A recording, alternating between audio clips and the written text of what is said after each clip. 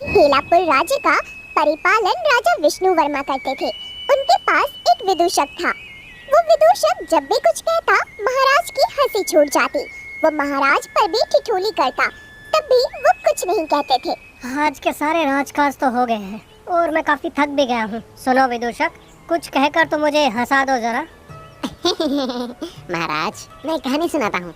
एक राजा जंगल में शिकार करने गया। राजा अपने सैनिकों से बहुत आगे निकल चुका था। राजा इस बात से अनजान था।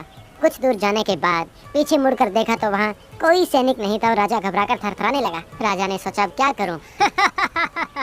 अचानक राजा के सामने बाघ आ जाता है। वो समझ नहीं पाता है कि अब वो क्या करे। वो तीर चला देता है। बाघ से छूटकर तीर सीधे एक पेड़ पर जाकर लग जाता है। एक और तीर चलाता है, वो भी निशाना चूक जाता है। राजा बुरी तरह घबरा जाता है और उसकी धोती खिसक जाती है।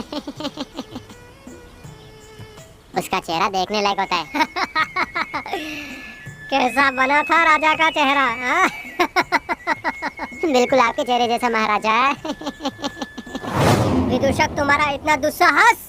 तुमने मेरा परिहास किया, सभा के सामने मुझे अपमानित किया तुमने। तुम्हारी इतनी हिम्मत! इसी समय से बंदी बना लो और इसे फांसी के फंदे पर अभी चढ़ा दो। महाराजा, मैं तो बस ठिठोली कर रहा था। आप जैसा शूरवीर पूरे राज्य में नहीं है महाराज। तुम चाहे जो भी कह लो, तुम्हें क्षमा नहीं मिलेगी। तुम्हें फांसी पर चढ़ाना निश्चित है।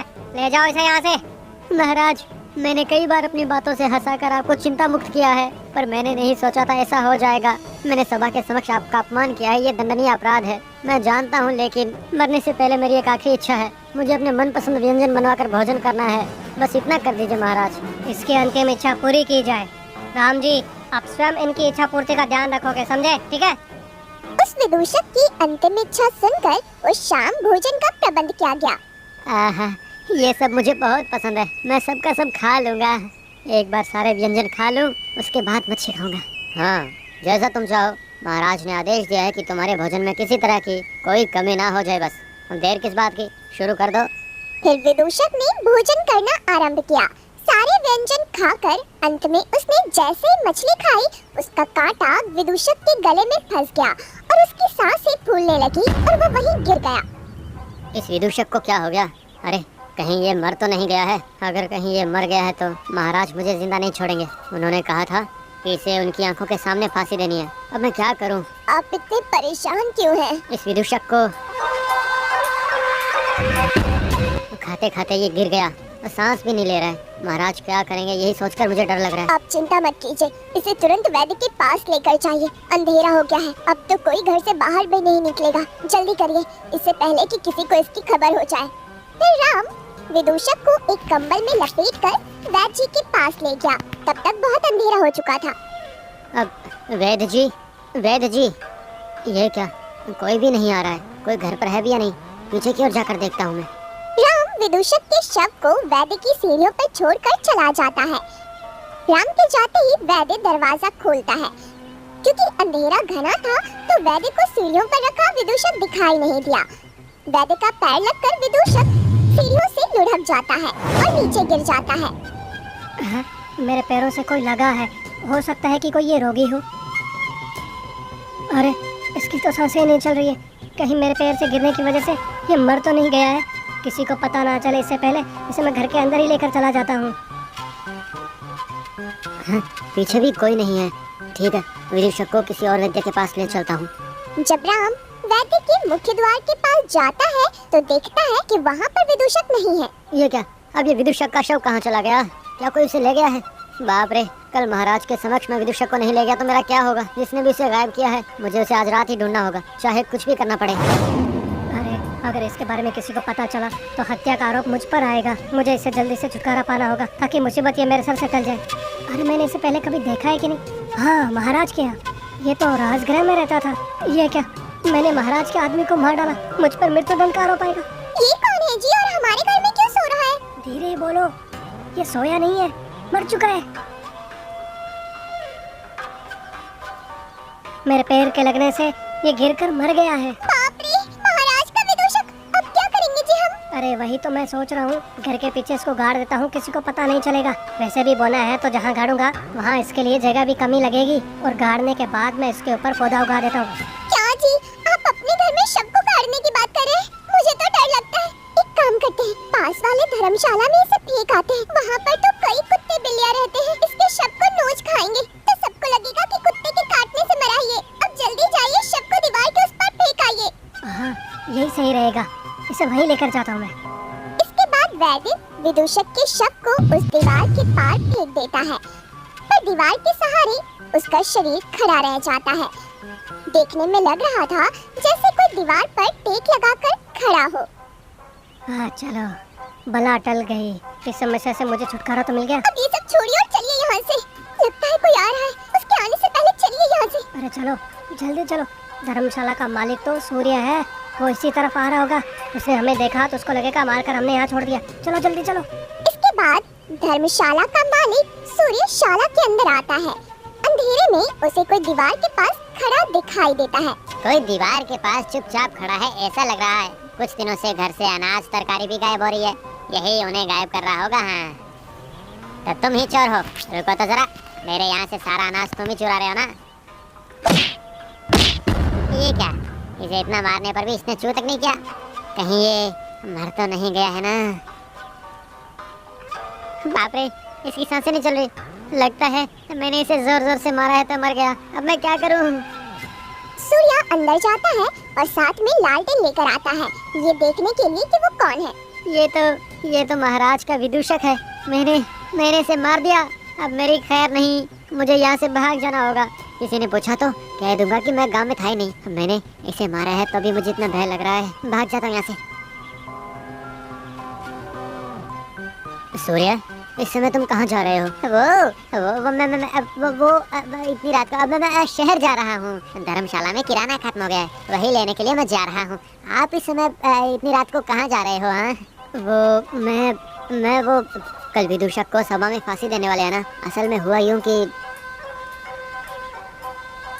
बाप रे, विदूषक को ढूंढते हुए यहाँ पे आ गया। विदूषक को फांसी भी दे रहे हैं। अब विदूषक तो बहुत भला आदमी है, उसे फांसी क्यों दे रहे हैं? आखिर क्या बात हो गई है? हाँ, वो एक लंबी कहानी है। अगर मैंने इसे सब बता दिया, ये महाराज को बता देगा कि विदूषक को मैंने मारा है और मुझे वो छोड़ेंगे नहीं। मैंने बेकार में इसे रोका। अब अभी मुझे निकलना होगा। कल सुबह के लिए बहुत सारे काम करने हैं मुझे। अब चलता हूँ। विदूषक को कौन ले गया होगा? वैसे भी लाश से कोई क्या ही करने वाला है। कितना ढूंढा, कहीं नहीं मिला मुझे। किसी को सच भी नहीं बता सकता कि क्या हुआ है। तो ये सिद्ध करने जैसा ही होगा कि मैंने विदूषक को ही मारा है। हे भगवान, अब तुम ही सहारा हो। राज दरबार में काम करने वाले ने मुझे देख लिया है। अब तो मैं ये नहीं कह सकता कि मैं गांव में नहीं था। अब इस शव का मैं करूं तो क्या करूं? इस शव को यहाँ से उठाकर मैं कहीं और रख देता हूँ, नहीं तो मुझे मृत्युदंड से कोई नहीं बचा सकता। ऐसा तय करके सूर्या वापस अपने धर्मशाला की ओर चला जाता है। वहीं दूसरी ओर राज दरबार में। महाराज, क्या बात है, आप काफी चिंतित लग रहे हैं। राज दरबार में कोई समस्या है क्या? हाँ महारानी, आज मुझे लग रहा है कि मैंने बहुत बड़ी गलती कर दी है। मेरा मन ठीक नहीं है। ऐसा क्या हो गया महाराज? आज ही मैंने विदूषक को फांसी पर लटकाने का दंड दे दिया है। कल सवेरे उसे दंड मिल जाएगा महारानी। क्या? जितना मैं उन्हें जानती हूँ वो अच्छे इंसान है। उन्होंने कई बार मुझे अपने प्रसंग से हंसाया है। वो तो आपको भी बहुत चाहते हैं महाराज। और वैसे उन्होंने ऐसा क्या किया जो आपने फांसी की सजा सुनाई? आज पता नहीं क्यों मुझे उसकी ठिठोली बिल्कुल भी अच्छी नहीं लगी। भरी सभा में उसने मुझे अपमानित किया था। उसकी बात सुन सभी हंसने लगे और मुझे अच्छा नहीं लगा और मैंने उसे फांसी का दंड दे दिया। उन्हें सबको हंसाने के लिए ही तो रखा गया है महाराज, और उन्हें सबको हंसाने के लिए किसी पर भी ठिठोली करनी पड़ती है। हाँ मानती हूँ वो आपको चुनना गलत है, लेकिन ये दंड नहीं है। इसके लिए फांसी की सजा देना गलत है महाराज। हाँ, पर उस समय वो सब मैं सहन नहीं पाया था। उसने कहा कि बाघ को देखा राजा की धोती छूट गई तो वो भागा और कहा कि उसका चेहरा बिल्कुल मेरा जैसा ही दिख रहा था उस वक्त। वो भी सबके सामने कहा, इसीलिए ये सहन नहीं पाया था मैं, और मैंने आवेश में आकर उसे मृत्युदंड दे दिया। आपके पराक्रम के बारे में सभा में कौन नहीं जानता है महाराज। कई शत्रुओं को आपने धूल चटाई है और ये बात विदूषक भी जानते हैं। उन्होंने बस सबको हंसाने के लिए बिना सोचे समझे कह दिया।